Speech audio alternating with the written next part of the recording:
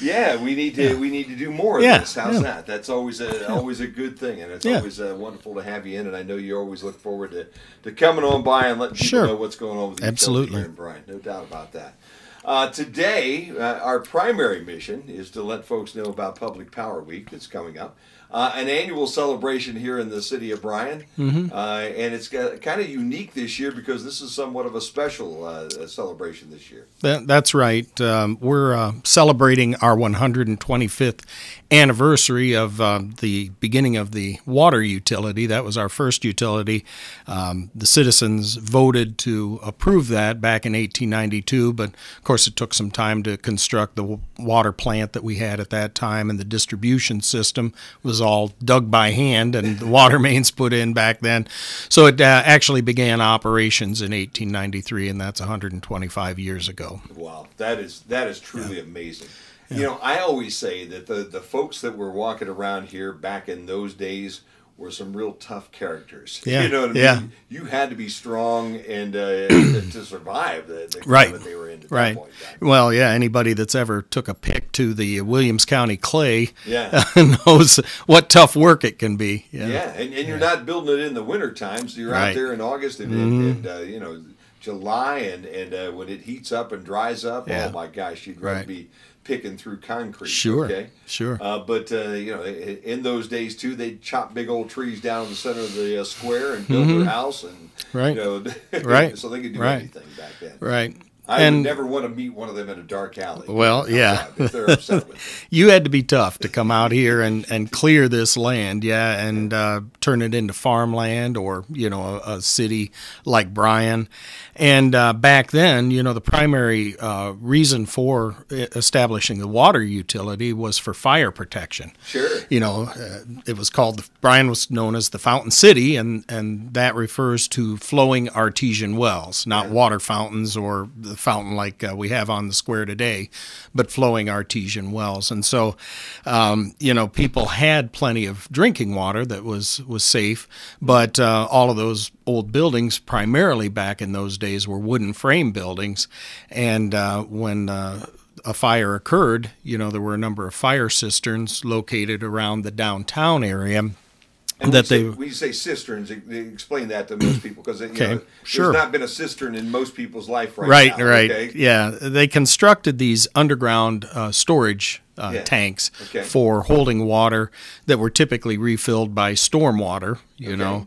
And what would happen then is if there was a fire, they would bring the either hand-pumped fire engine or the steamer to the location where there was a cistern, if there was a cistern nearby, which was part of the problem, and then pump water out of this cistern onto the fire.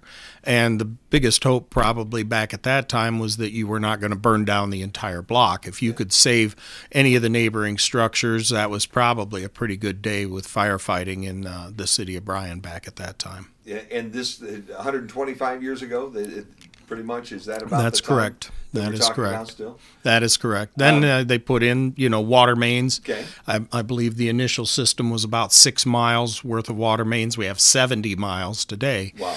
But yeah, the having fire hydrants conveniently located not only in the downtown but in a lot of the residential districts dramatically improved fire protection for the community at that time. Yeah, that is, you know, truly to think back in the world that we live in right now, where there's a fire hydrant all over the place, Right. where there's water access Right. in every block all around the city of Bryan Right. now, and then to think about what they were going through back then again, Sure. it's truly remarkable. Yeah. Remind me now of the history a little bit, because the water department got started 125 years ago, Right. and then there was a time when the community decided, or somebody decided, they didn't want to be in the water business. Am I correct about that? Well, it wasn't that they didn't want to be in the water business, but the water utility, when it was created, a board of waterworks trustees were there you placed go. in charge of the water utility. And then when the citizens voted to create a municipal electric utility in 1896, that was also placed under this board of waterworks trustees.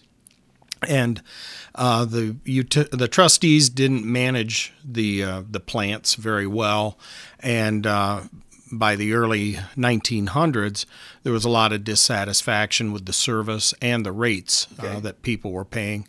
So council abolished the Board of Waterworks trustees and took over operation of the utilities. Then in 1906, a citizen filed a suit against the city council and said, you know, under the laws of Ohio, you should have a board of public affairs to manage these assets.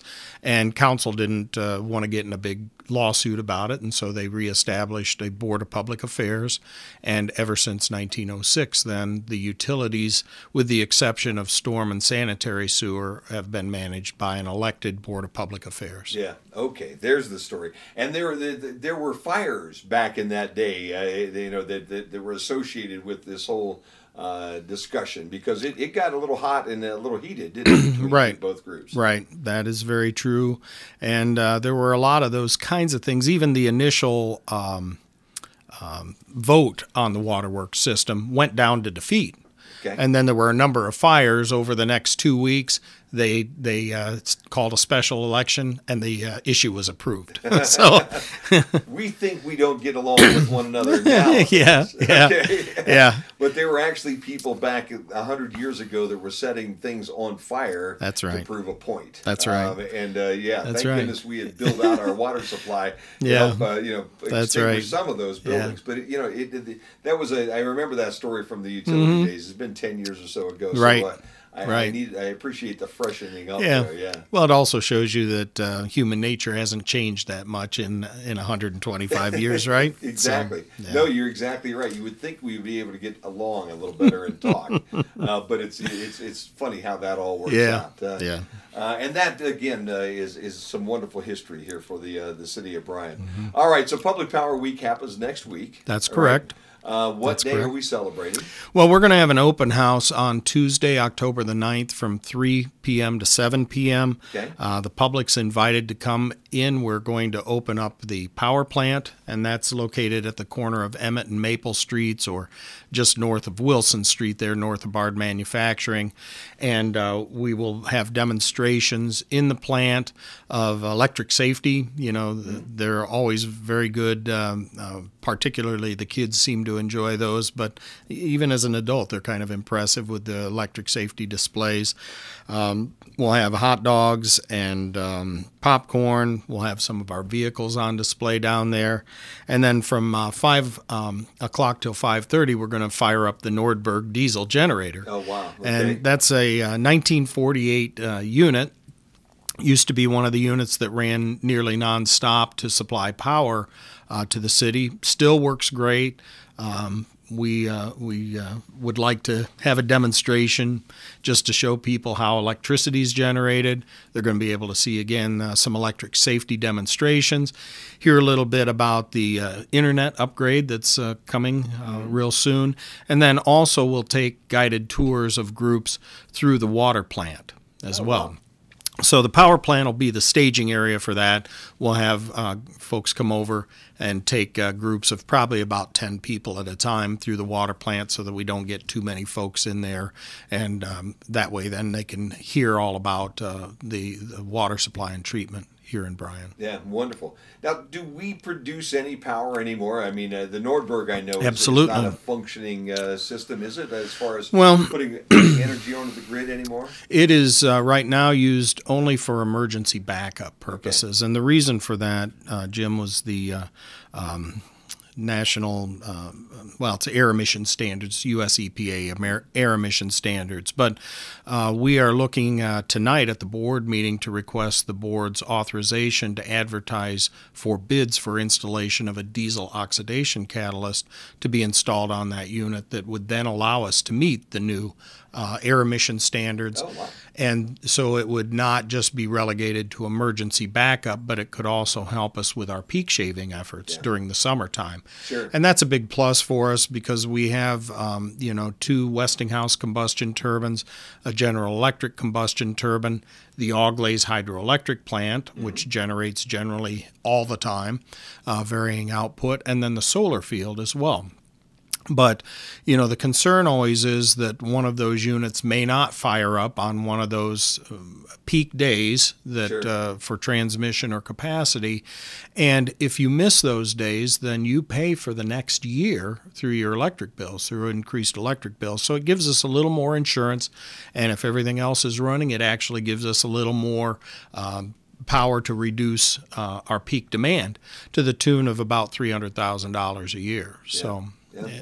That's real money when you start to talk Absolutely, about it something is. like that. It is. And if you miss those days, I don't think people understand this, because you hit a day where it's 100 degrees outside, Mm-hmm. and it's 3 o'clock in the afternoon. What happens? Right. What happens to the cost of power at that point in time? Well, there's a couple of things. The cost dramatically increases, but also, if it gets high enough, then there can be calls for interruptions, customers to be turned off, those kinds of things. And so we try to do our part, and thank goodness we still have all of this generating equipment that allows us to many times very nearly zero out our tie line with American Electric Power, so that we are not contributing anything to the requirements of the electrical grid out there. And that's where it really saves us a lot of money. Over the course of a year, it's about $4 million a year. Okay. And our power supply cost is roughly $12 million, so you can see that would increase us then by a third. Yeah. Folks would end up having to pay that other $4 million if we didn't have these assets in place and keep them well maintained. Wow, that is truly remarkable at that point in time. Yeah. Mm-hmm. So is that a net figure? I mean, when you look at $4 million to 12, that's all costs absorbed in that number then too. Yeah. The great thing about it is that those hours that are peaking, and it can be in the winter too, because Sure. our transmission peak for 2018 on AEP was January 3rd. Okay. But we've on the PJM, or Pennsylvania, New Jersey, Maryland Independent System Operator. Part of it, there are 5 capacity peaks that we have to meet, and those typically occur in the summer. Okay. All right. But the total number of hours out of 8,760 hours in a year is probably about 100 hours or less a year. Isn't that amazing? So there's not a lot of fuel that gets used to do this work, but because we have those assets still in place that a lot of communities don't anymore, they'd sold off their plant equipment as they kind of got out of the full-time generating business. It really helps our community a lot, and it lowers the cost of power here probably about 2 cents a kilowatt hour compared to a lot of our neighbors. That's truly amazing. That really is. Kevin Maynard is our guest here. It's about 19 minutes after the hour of 10 o'clock. Need to pay some bills, play a little music. Kevin's going to hang with me for the rest of the hour. We'll talk about the aquifer and where we stand from his viewpoint right at this point in time, and a whole lot of other things. So hang on there with us here today. We're talking to Kevin Maynard of BMU. It's 19 after 10. Care of everyone else. You deserve a break. Go for a walk. Listen to your favorite song.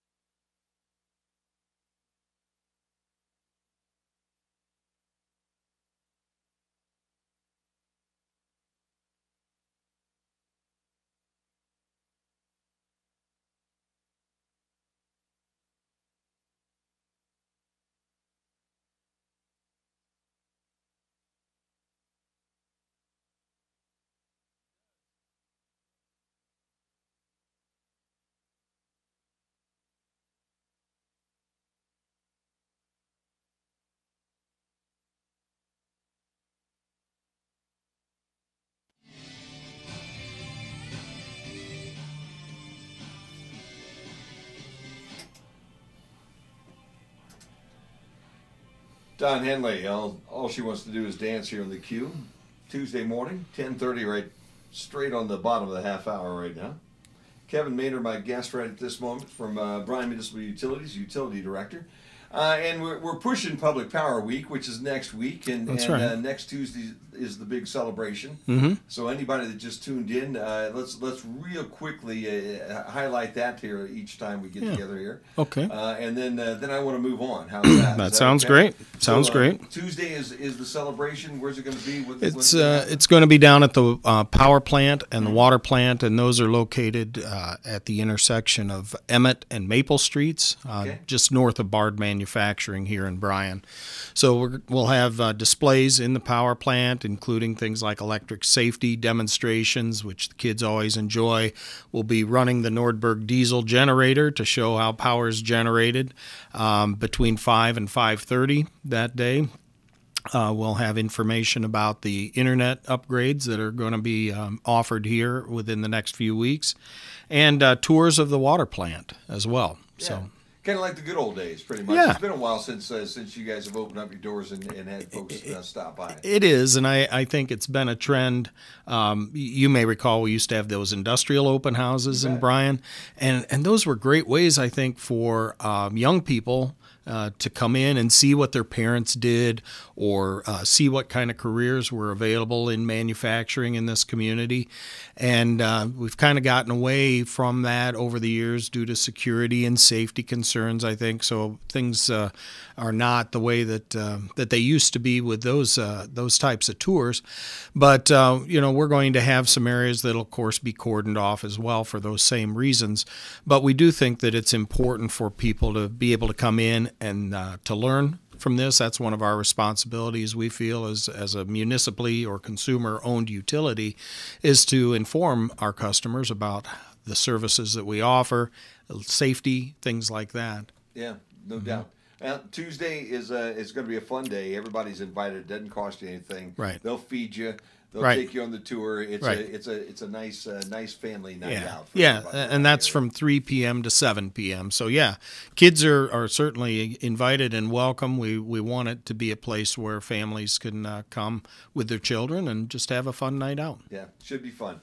Let's move it over to that internet service, because that has been a topic of conversation for a number of folks in Bryan. Yeah. And I know this has been something you guys have been talking about for a while. Yep. And I also know that it's taken a little longer than what everybody expected it to. Yeah. Surprise, surprise. That does happen every now and then. It does. They used to accuse me of a Funderburg 2 weeks. How's that? And a Funderburg 2 weeks could be darn near as long as it needed to be. Yeah. So you knew when I told you it was going to happen in 2 weeks that you just kind of strapped in for the long haul, and we made it work. 2 weeks, 3 weeks, 6 weeks. Where are we at right now with this? Well, we received Board of Public Affairs and City Council approval of doing this internet upgrade as part of the 2018 budget process. We started early in the year, but it took a lot of time trying to increase our bandwidth through Sprint, and working with Time Warner Communications as well on some of that. And so that's really been the biggest holdup. We did have some issues with some equipment, too, trying to get what we needed and making sure that it operated trouble-free with our system. But we're scheduled Thursday to increase that bandwidth with Sprint. And so that will allow us then to increase the internet speeds here in the community. So we anticipate at this point, as early as next week, that we'll start that process. We have 4 different sectors of Bryan that the internet system, the fiber optic system, is divided up into. So we'll be doing these one at a time.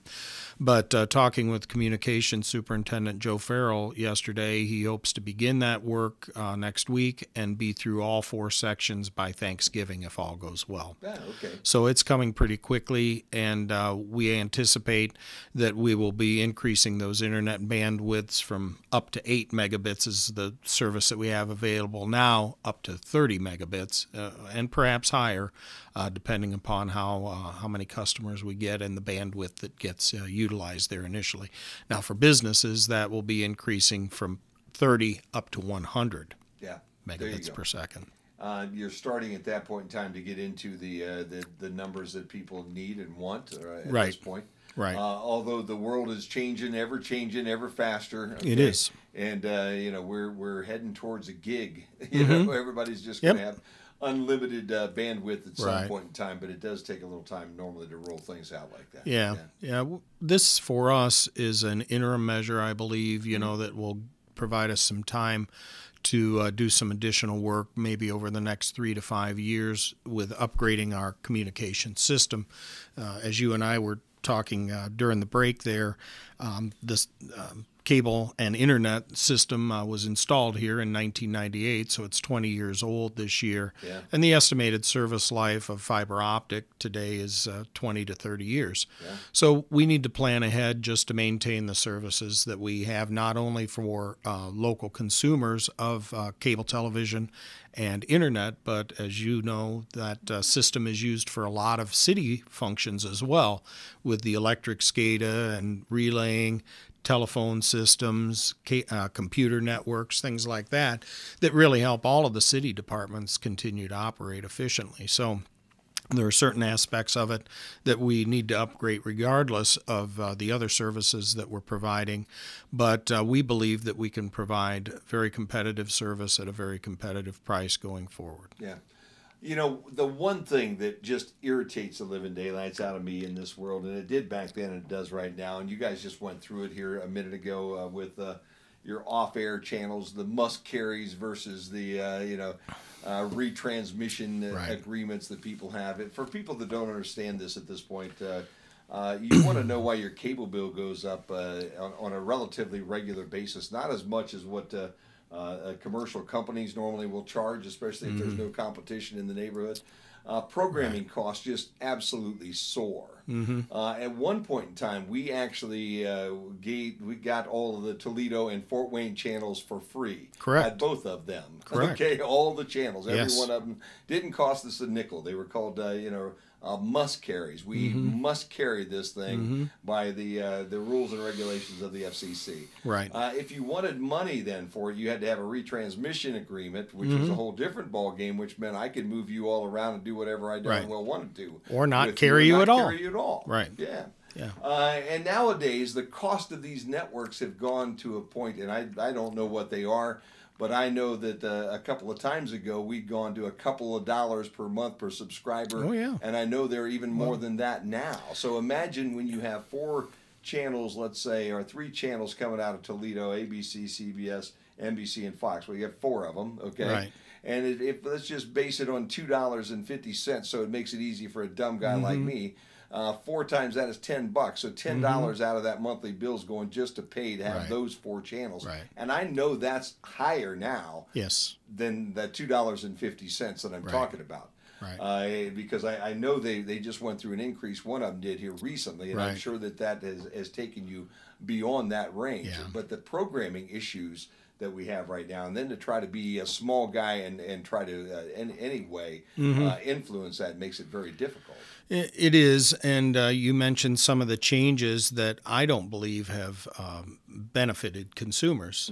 As you mentioned, we used to be able to bring in all of those 4 major networks from both Toledo and Fort Wayne. Yes. They changed that so that you're part of a designated market area, and you can only take the Toledo in our case. So we had to drop all the Fort Wayne options.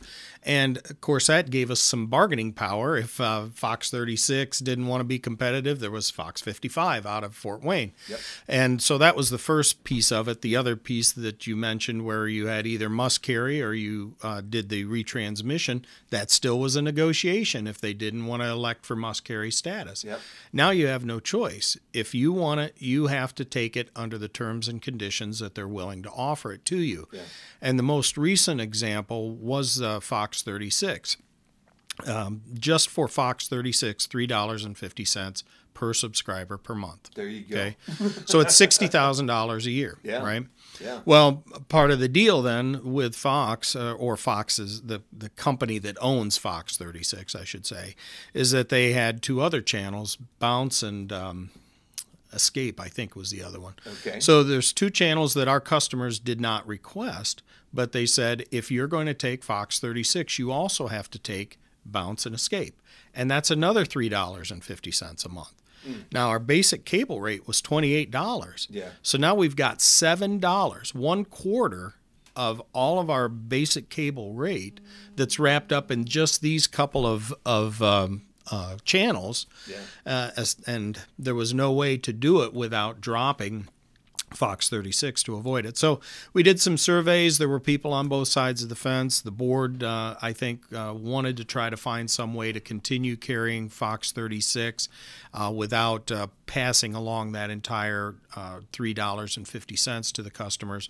So they have elected to have part of that go into the bills. But they'll see how the financials look going forward and whether they have to recover the rest of that. So it's a real tough spot. And they are in a position of power here, a monopoly, so to speak, that if you want what they have, you have to pay what they want. And if they have other channels like that they want to push because they also own those, then they're going to push that agenda. And we anticipate we'll continue to see that as some of these other retransmission agreements come up with NBC, CBS, and ABC. And what I think the outcome, you're already seeing it with the push toward more a la carte type services or services like Netflix or Hulu, to where it's eroding that traditional cable bundle for people. And a lot of folks today don't even have a cable provider. They have an internet connection, and then they select their programming that they want to see a la carte from different services. And you're probably... The only thing that I always say to those people that they have to understand at this moment, they have Netflix does not make money right now as a company. Okay, they lose money at this point in time because they are a new fledgling company, but they have a lot of stockholders, so they have a lot of cash in their pockets at this point in time. And that's not to say that somewhere down the line they won't make money, but when they're going to start making money is when all of a sudden they decide that, guys, you know what, we're going to do what cable did. You know, that Netflix for whatever the dollars might be is not going to be enough anymore. Right. It's going to have to be 3 times that amount, and that will come eventually as well. This has always been a game. I mean, back in the day when we first started this thing, it was always well, I give you these free for a year. Right. You know, and wink, wink, Sure. you know, nod, nod, or whatever. Sure. Yeah. But there was always an end of the line Right. where the cost always does come to the bottom Right. line, and you got to pay Right. it. So Yeah. it's not as easy as what it used to be. It's a real challenge. But No. if you want to know why your cable bill goes up, it's not any of the cable companies' faults. It's coming from the programmers right now entirely. That is a big part of our cost. Yeah. Absolutely. There's no doubt. And back in the day, you had contracts where you said you weren't allowed to talk about that. I had a good friendly conversation with a lady named Sinatra from Disney one day, okay? Yeah. And she says, well, you're not allowed to reveal how much it costs to provide Disney. And I said, you know what? The state of Ohio tells me that everything I do is in the open, in the public. That's right. So I'd rather not go to jail, and I'd rather fight you, Mrs. Sinatra, than I would, go spend a little time in a place, a little cell that's got bars on it. That's right. And that's a good thing as well. Yes, absolutely. Kevin Maynard is our guest. It's about 11:15. I need to do some news, a couple commercials. We'll be back to wrap this thing up right after this time out on the Q 96.5 FM.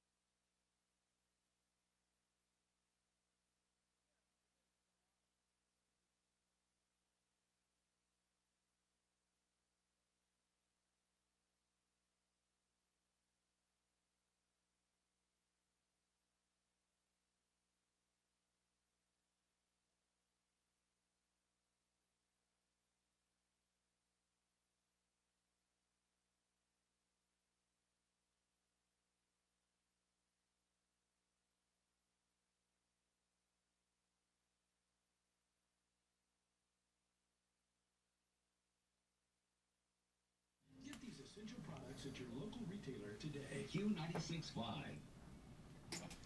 And we're back here to wrap things up with Kevin Maynard. About 10 minutes left to go in this hour before he's going to head back to Bryan Municipal Utilities. And I can't let Kevin get out of here without addressing this aquifer issue, because it is one of the biggest issues that has been around our area for a long time. I don't know.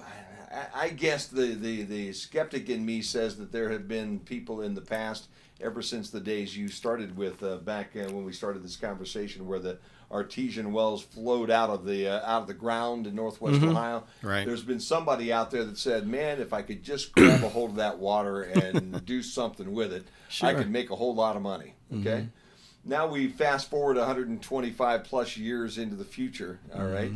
And we've had a relatively well and stable and organized water system throughout our Machindo aquifer for a long, long time. And all of a sudden, we've got that fella up in Pioneer that says, "You know what? If I can just put a pipe in here and run it over to Toledo, I can make a whole lot of money. And oh, by the way, I can help the folks in Toledo as well." Okay, so we'll give him that too, because he's going to help them solve a problem as well. So in their eyes, I'm sure he is looked on as a humanitarian at this point in time. Okay. Okay. And we'll get a chance to talk to Ed here down the road shortly, because I want to talk to him. But bottom line, an old skeptical bird like myself says that all you're doing is putting a hole in the ground and trying to pump it out and make a lot of cash.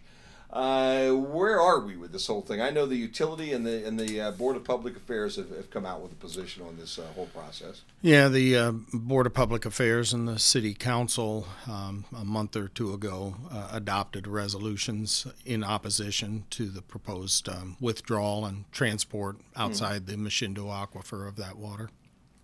And we have a situation right now that I'm sure is it's difficult for everybody, because Ed Kidston's not going to back off. That's the kind of guy he is. That's I like Ed in a lot of ways. He and I have had a lot of wonderful conversations in the past. Okay, we've also had disagreements, but I can tell you that once he gets his mind made up, he's going to do something. He is. That's why he's successful.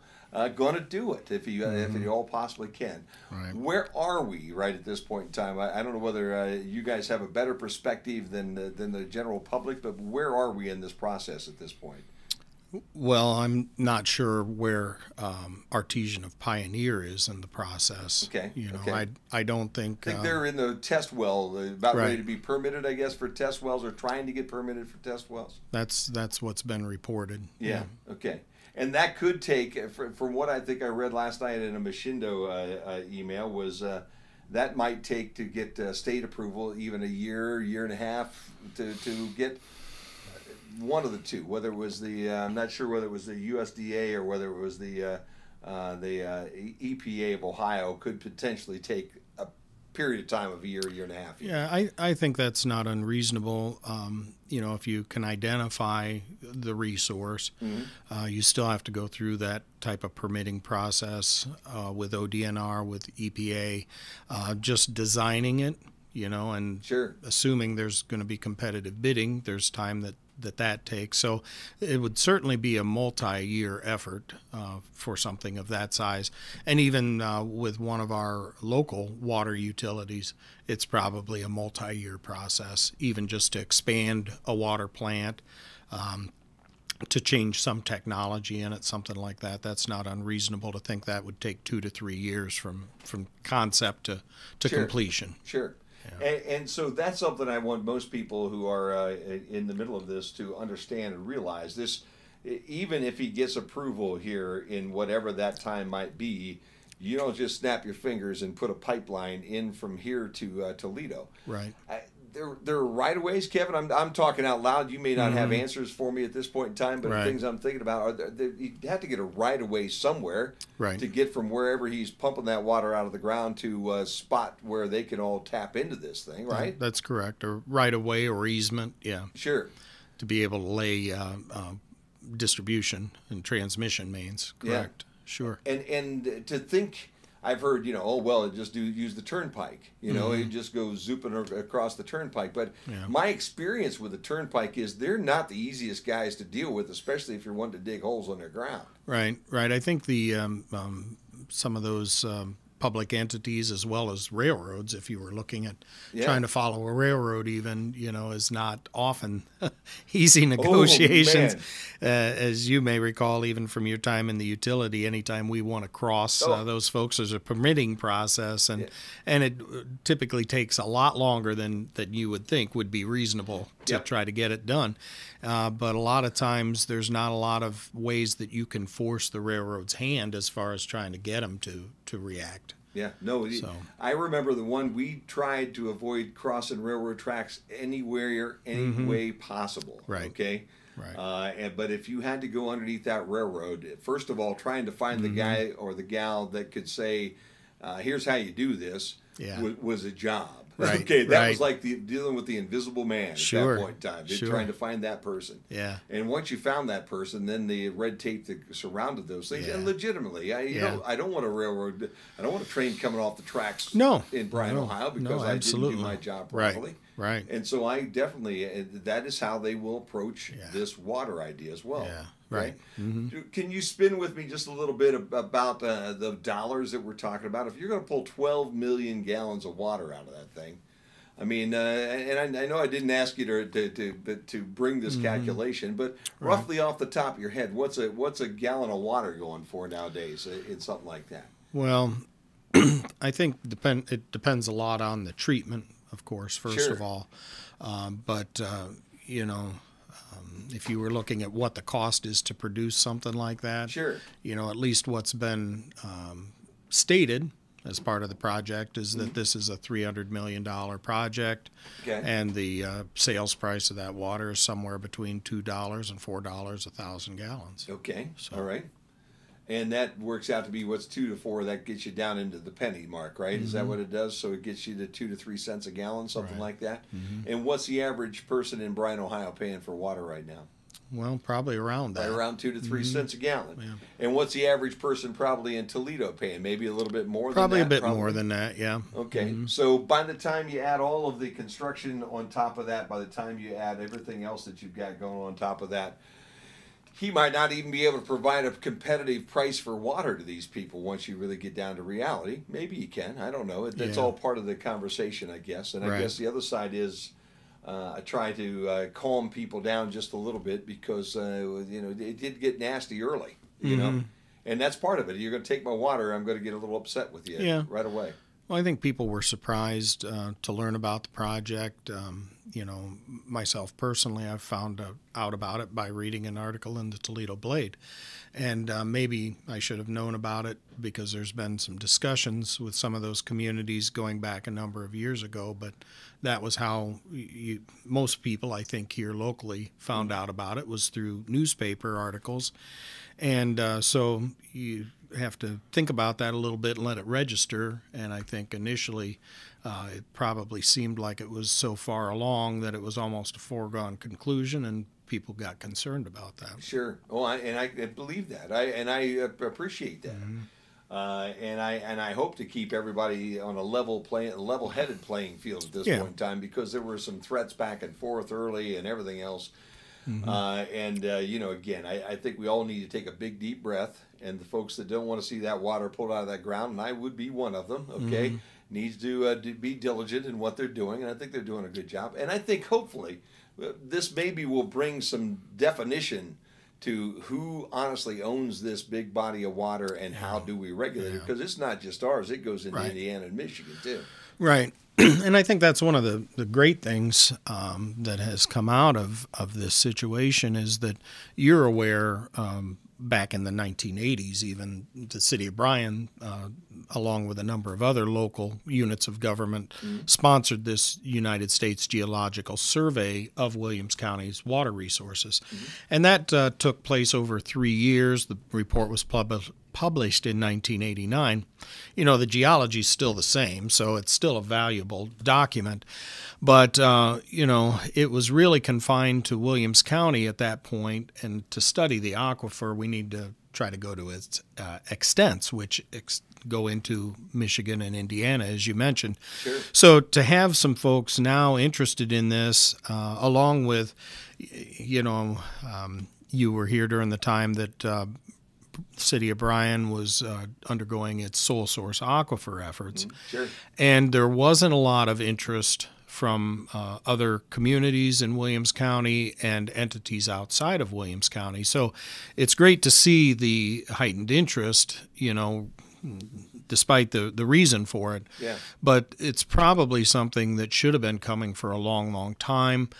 Folks had concerns or fears about what some of that meant, like the sole source aquifer effort. I think it was misinterpreted in some cases and caused some opposition that perhaps won't be there today. So it's been great to see some of that interest and cooperation, not just amongst communities here in Williams County, but in neighboring Defiance County, over in Fulton County, and then some of these counties up in Michigan and Indiana. Yeah, it has been. Well, it's going to be an interesting year or so to see how this all shakes out. I'm sure it's not going to happen tomorrow, that's for sure. Right. Kevin, before I let you go, because we've pretty much used up our hour, again, open house is next Tuesday. That's correct. From 3 to 7 p.m. down at the power plant at the intersection of Emmett and Maple Streets in Bryan. And that will include water plant tours and lots of activities. So bring the family and come on out and help us celebrate our 125th year of operation. Fantastic. Okay. Kevin Maynard has been our guest, and I really appreciate you coming by. We said this the last time, and now we really need to do it.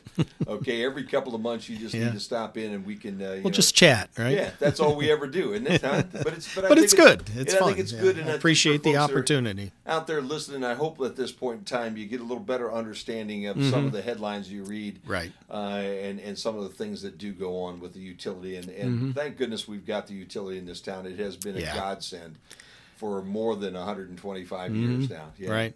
So, thank you very much, Kev. Thank you for being here. And also, one last thing: when you're playing at Cora's again, you yourself, I guess that's well, John Reichley and I are going to be playing up there on Saturday night, October 13th, from 7 to 10. There you go. So you can still be in bed at a reasonable hour. Okay? Well, that's because the two guys playing the music have to be in bed well, that's right. That's right. We're old now, so that's right.